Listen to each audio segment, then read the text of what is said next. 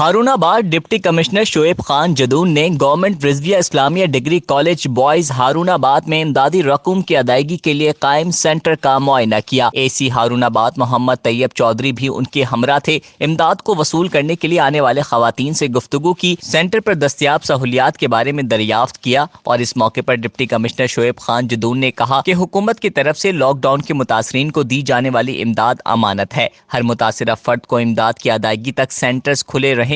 मुतासरीन सब्र और तहम्मुल का मुजाहिरा करें। कोरोना वायरस के खदशे के पेश नज़र मुतासरीन एहतियाती तदाबीर पर अमल करें। सेंटर्स पर हाथ धोने का इंतजाम कर दिया गया है। शोर कर रहे हैं, हर काउंटर पे एक्स्ट्रा हमारा बंदा बैठा हुआ है कि आप उनके 12,000 की कटौती में 1 रुपए की भी ना हो, जिस तरह आपको किसी जगह पे 500, किसी जगह पे 1000 की आ रही है। कैमरा ऑपरेट करें वो ज़्यादा बेहतर है।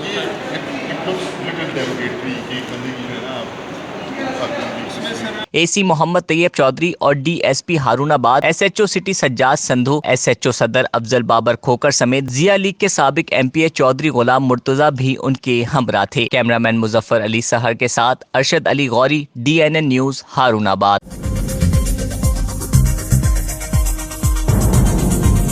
न्यूज़ से अपडेट रहने के लिए हमारे चैनल को सब्सक्राइब करें और बेल आइकन पर क्लिक करें।